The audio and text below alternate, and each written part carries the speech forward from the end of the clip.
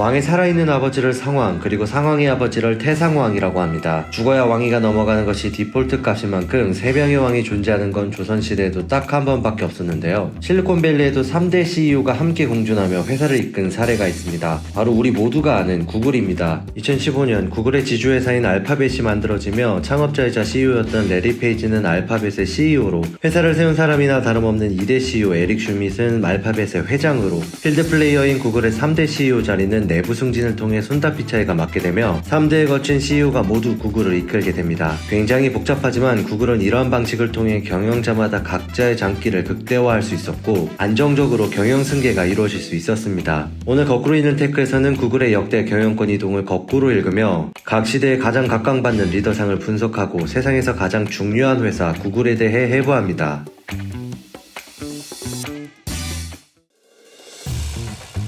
알파벳이 출범하며 수석 부사장인 손다 피차이는 구글의 CEO가 됩니다. 스탠퍼드대, 반도체 회사 근무, 와튼스쿨 MBA, 데킨지, 그야말로 황금 루트를 거쳐 2004년 구글에 입사한 피차이는 실리콘밸리를 점령한 인도인 CEO 중 대표주자입니다. 인도인 CEO가 각광받는 이유를 압축해 정리하면 테크 경영 실력 플러스 온화한 리더십입니다. 마이크로소프트 CEO 사티아 나델라는 클라우드 비즈니스를 크게 성장시켰고 겸손의 가치를 중시한 리더십으로 조직 문화를 혁신했습니다. 어도비의 CEO인 산타누 나라인 역시 어도비의 클라우드 전환을 이끌었고 구성원과 끊임없이 소통하는 걸로 유명한 리더죠. 손다 피차이도 크롬이라는 역대급 히트작을 만들고 안드로이드 사업부를 크게 성장시켰습니다. 팀워크를 극도로 끌어올리는 리더십을 인정받아 유례없는 초고속 승진을 한 인물이죠. 3명 모두 회사에 오랜 시간 헌신해 내부 승진으로 CEO에 오른 것도 공통점입니다. 그러나 앞선 두 인도인 CEO와 다르게 구글의 CEO로서 세운 업적이나 혁신이 아주 드러나지는 않습니다. 구글의 수익 구조를 살펴보면 여전히 검색, 유튜브 광고 쪽 매출이 80%를 차지합니다. 구글 플레이가 66억 달러, 구글 클라우드가 63억 달러로 절대 적은 매출은 아니지만 검색 분야가 압도적인 것이죠. 상업이 이어진 메인 비즈니스가 워낙 견고한 터라 신사업에 사활을 걸 필요도 없고 잘하는 걸 더 잘할 수 있도록 만드는 게 훨씬 중요한 회사입니다. 그리고 그걸 피차이가 리더로서 잘 해냈기에 2천억이 넘는 연봉의 모회사인 알파벳의 CEO 자리까지 차지한 것이죠. 마이크로소프트와 어도비 모두 미래가 어두운 암흑기에 나델라와 나라엔을 선임한 것과 달리 피차이가 구글의 CEO가 된 이후에는 딱히 극복할 대위기가 없었습니다. 그래서 아직 CEO로서 괄목할 만한 행보를 보여주지 못했고요. 그가 우유부단하며 중요한 결단을 미룬다는 직원들의 불만이 꽤 주목받았던 이유죠. 도대체 앞으로 구글에 어떤 위기가 찾아올지 알 수 없지만 그 순간이 피차이에 대한 평가를 가를 변곡점이 될 것입니다.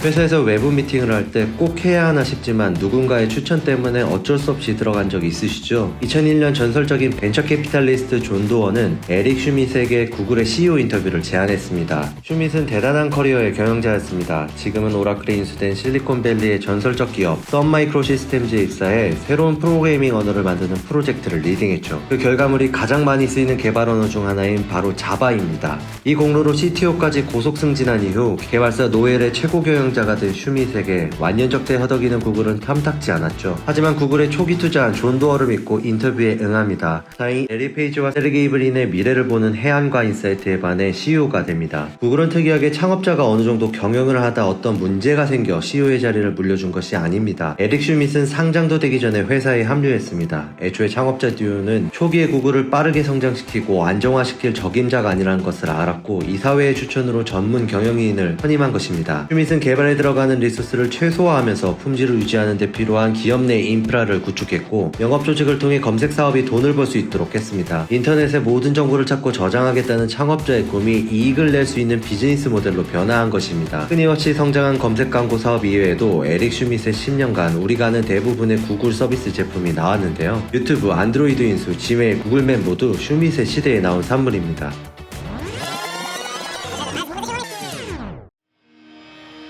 1998년 스탠포드 대학원에서 만난 레리 페이지와 세르게이 브린, 이 듀오는 엄청난 테크 금수저입니다. 레리 페이지의 부모님은 둘 다 컴퓨터과학 교수, 세르게이 브린의 아버지는 수학과 교수, 어머니는 나사에서 우주공학 연구원으로 일했습니다. 테크 두뇌 금수저 둘이 만나 함께 일을 꾸몄으니 그 비범함은 드러나기 마련이죠. 유명 벤처 캐피탈리스트, 은사인 스탠포드 교수, 제프 베조스 등 기라성 같은 인물들을 설득해 투자를 받습니다. 페이지는 CEO로, 브린은 사장으로 구글을 경영합니다. 검색 엔진의 시대를 연 구글은 구글은 빠르게 성장했지만 그에 맞춰 회사의 내실을 키운 능력이 부족했기에 에릭 슈밋을 데려왔죠. 이때부터 페이지와 브린의 역할이 각자 잘하는 것으로 갈립니다. 레리 페이지는 미래를 전망하며 회사의 비전과 철학을 제시하는 동시에 에릭 슈미트 곁에서 경영 수업을 받습니다. 기술에 더 치중화된 세르게이 브린은 회사를 리딩하는 것보다는 주요 제품, 서비스 개발에 관여하게 됩니다. 2011년 에릭 슈미트는 이제 더 이상 감시는 필요 없다며 레리 페이지의 CEO 복귀를 알렸습니다. 이 세상에서 가장 큰 실패는 대담하게 담대하게 도전하지 않는 것이다. 회사가 실패하는 이유는 야망이 없기 때문이다 라는 경영 철학을 가지고 운영을 하기 시작했습니다. 더 빠르고 대담하게 도전할 수 있도록 조직을 개편하고 제품을 통폐합합니다. 구글이 더 구글답게 일할 수 있도록 4년의 시간 동안 개혁하고 정리한 것이죠. 그리고 2015년 이제 됐다 싶었는지 에너지, 생명공학, 이동수단 혁신 등 먼 미래를 바꿀 프로젝트에 더 집중하기 위해 알파벳을 만들고 뒤로 물러섭니다. 먼 미래를 준비하며 비전을 제시하는 리더 레리 페이지와 세르게이 브린, 전문 경영이 그 이상의 역할로 구글의 중심을 잡아준 에릭 슈미트, 구글의 가야 할 길을 충실히 이끌고 있는 순다 피차이. 이 상강구도는 구글같이 거대한 빅테크 기업에 필요한 모든 경영적 역량을 충족시켜줬습니다. 2019년 페이지와 브린이 경영에서 완전히 물러나며 순다 피차이 단독 체제가 만들어졌지만 회사가 위기에 빠지니 창업자들은 돌아왔습니다. 챗GPT가 공개되며 AI의 패권을 마이크로소프트가 빼앗자 순다 피차이는 창업자에게 긴급히 도움을 요청했습니다. 레리 페이지는 제품 전략을 검토하고 세르게이 브린은 아예 차세대 대형 언어 모델인 제미니 개발에 합류했습니다. 챗GPT 대항마인 바드가 오답을 내놓으면서 급락했던 주가는 EU 개발자 회의 컨퍼런스 IO에서 제대로 된 비전과 제품을 보여주며 회복했죠. 창업자와 현 경영자가 힘을 합쳐 위기를 극복한 것입니다. 구글이 3대에 걸친 경영자가 함께 경영하며 시너지를 낼 수 있었던 것의 핵심은 자신이 부족한 것을 인정하고 타인의 영향을 높이 사는 것입니다. 사업 초기임에도 창업자가 새로운 CEO를 찾아 나섰고 회사의 실세가 된 CEO는 창업자와 권력 싸움을 하지 않았습니다. 위기를 직감한 피차이는 남의 시선이나 자존심을 신경 쓰지 않고 창업자들에게 도움을 구했고요. 오늘 거꾸로 읽는 테크에서는 거대한 몸집에도 혁신을 이어나가야 하는 빅테크 기업을 성공적으로 경영한 경영체제와 짧지만 임팩트 넘치는 구글의 역사를 거꾸로 읽었습니다.